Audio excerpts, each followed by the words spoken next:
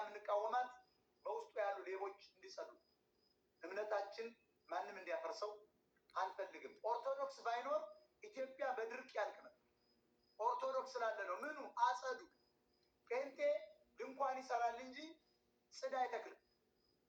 እስላም መስጊድ አስፋፍቶ ድንኳን ይተክላል እንጂ ኮርች ወይም ደግሞ ሌላ ትልቅ ዛፍ አይተክልም።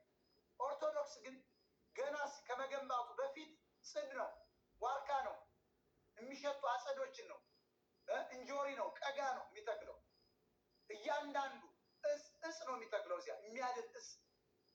ያኔ ደግሞ ሽታው ገዳሙ ሲገደም ትልቅ ዛፍ ይሆናል።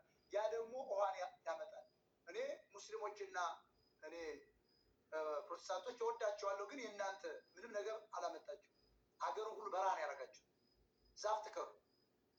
ጴንጤ ድንኳን ከመወጠር በፊት እንደ ኦርቶዶክሶች አጸድ ባጸድ አድርጉት። አብይ እኮ ዛፍ እየተከለ ባይዘወይ ለፖለቲካም ቢሆን በቢሊዮን ዛፍ ሊተከል አይችልም። ቢሊዮን ዛፍ ዓለምም አይችልም። ውሸት ነው። ይሄ ግሪን በሚለው ዶላር እያሸሹ ዞሮ ዞሮ ግን አብይ ዛፍ ተክሎ አሳይቷል። የሚደነቅ ነው ባይዘው። ስለዚህ ሙስሊሞች ትከሉ፣ ፕሮቴስታንቶች፣ ካቶሊኮች ትከሉ። በምትይዙት መሬት ላይ አጸድ አድርጉት። ባህር ዛፍ ውሃ መጣጭ ነው፣ አይረባም።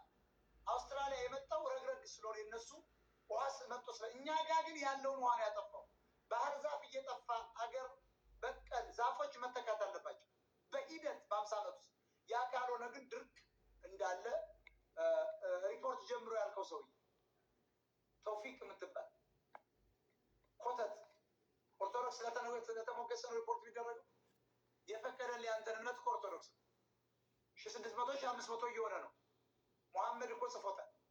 ቁርአን የተከበረ እምነት ነው። ቁርአን ላይ ሂዶ ወደ ኢትዮጵያ የተባለውን ማንኛውም የአረብ ሀገር ትልልቅ ሼኮች ያምኑበታል። ኢትዮጵያን በጣም እንደ ነፍሳቸው ይወዷታል።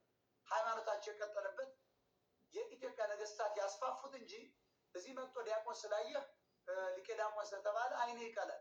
አመሰግናለሁ ወንድማችን፣ ሰላሙን አመሰግናለሁ። ኑርልኝ፣ እድሜ ጤና ይስጥህ። አሜን ብያለሁ። ስለዚህ ጋይስ በጣም ደስ ብሎኛል ይሄን ወጣት በማየቴ ዛሬ። በእውነት በጣም የሚገርም ወጣት ነው። ደስ ይላል። እግዚአብሔር ይባርከው። አብዝቶ እንግዲህ ትዳሩን ምናምን አጋብቶ ልጆች እንዲኖረው እንደሱ የሚያስተምሩ ህፃናት እንፈልጋለን እና እኔ ተመችቶኝ። እናንተስ? እኔ እስላምን አልቃወምም፣ ጴንጤን አልቃወምም። መብት ነው። ለሀገር ልማት አውሉት።